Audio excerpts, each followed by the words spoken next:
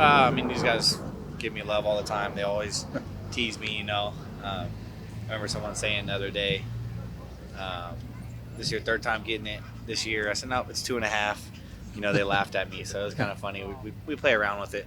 But these guys like to joke about it and have fun and support me. And I talked to Caleb and told him, I supported him and had his back and told him great job and stuff. So it's between all of us, and we like to support each other no matter what. What kind of statement do you feel like you made with that win? Such an impressive win, national TV against a really good opponent.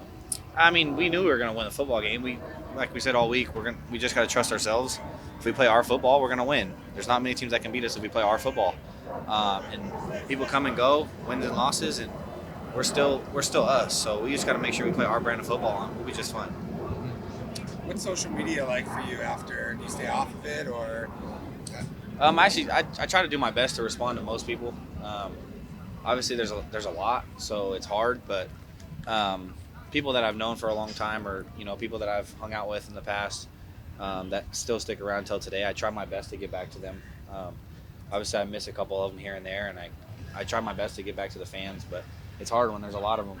I know people hate when they see their favorite athlete or whatever not respond to them, but it's hard to get back to 2,000 people after a game. There's a lot more things to do than just sit on my phone all day. So Do you feel like they'll get that kind of love? it's awesome. Seeing 3,000 more people follow me after a game like that. It's just, I just see the support pouring in. I think the biggest thing is I'm not seeing a lot of negative, and I love that. I love when people aren't being negative towards me or towards our team. Like, everyone's in for support. You got BYU fans, Utah fans, you got people we play in the future saying that we're a good football team. So they're seeing it. We're proving ourselves, and we're going to keep playing as hard as we can and hopefully keep winning games. How fulfilling is that feeling to have that validation, have that kind of positive affirmation, in particular everything that happened last year? It's awesome because it builds your confidence. When other guys see that, even when the scout team sees that, they're like, okay, well, we're giving them a good look on the scout team, and the guys are playing hard in the games. Obviously, we're doing good enough to show that they can do it, and so them giving us a good look, and then with us going into the game and executing it just like we did against them, it's awesome because they feel a part too, and it's awesome because all these guys have a part no matter what position they play or what their role is. So it's cool to have everybody here and have the support rolling in. Coach has talked a lot about the 4 pillars that kind of shape the identity, the team, the ball, tough, etc. So for you, just how has that shaped not only just the team's identity as a whole, but also your mindset going into the season now that you guys are playing? He preaches it every day, no matter what. Effort, smart, tough, the ball, the team. He preaches it every day. He tries his best to, make sure our heads are level-headed, and we do our best to just stay focused on the same task each week and every day. This week at Cincinnati, so we just got to make sure we're staying focused on one thing, and it's getting better as a team and not individually. Obviously, individually you get better, but we want to get better as a team. We want to keep each other up and stay confident and keep rolling with steam coming out of our heads. With a quick turnaround 9 a.m. game, what challenges does that present for you guys this week? I'm not too worried. I've been to Ohio a couple times. My brother lives out there. I have some family out there, and I've been there. And I wake up at butt crack of dawn anyway, so I don't think it's going to be too big for me at all. We got guys from all over the country, so it'll bother a couple people, but I don't think it's going to be that big of a deal. We're kind of switching what we got going on here throughout the week, so hopefully we'll be just fine. And you guys had Steve Nash in. What was it like to hear from him? Yeah, it was awesome. I'm a big Steve Nash fan. I always tell him I told everyone, the whole time I've been here since day one, since January 9th of last year, I've told people Steve Nash is one of the best of all time. And, people argue with me all the time. And he walks in the building yesterday, and I look at everyone, and everyone's looking at me. I'm like, oh, now you guys want to cheer. So it was awesome to have him, though. He's a great role model, great coach, great person to listen to talk.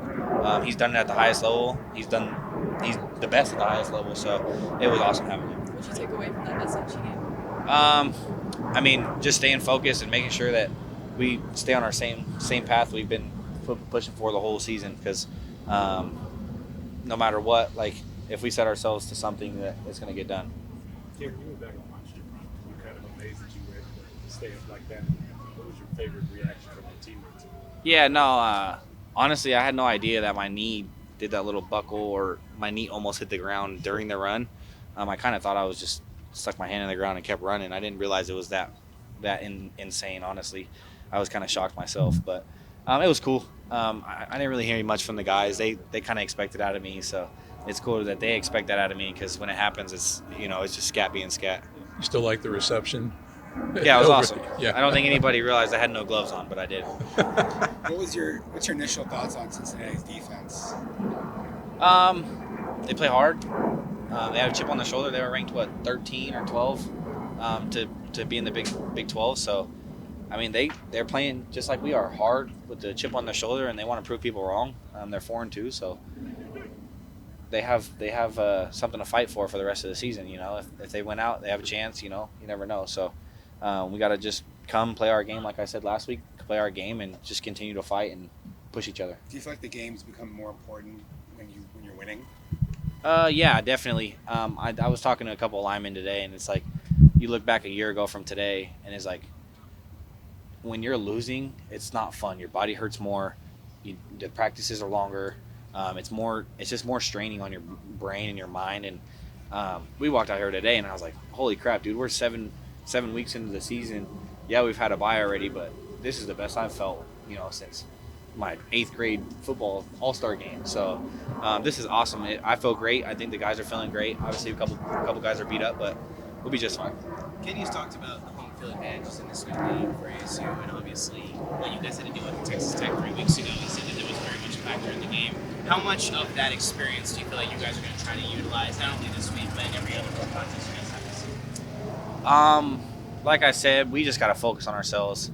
I'm not too worried about on the road, and it's obviously awesome playing at home in front of a sold-out crowd, but the energy comes from within, and if we have energy, we feel the energy through the crowd, but it's the energy that matters between us. If we have energy as a team, and we're together and we feel each other, and we got the defense hyping up the offense and the offense hyping the defense up.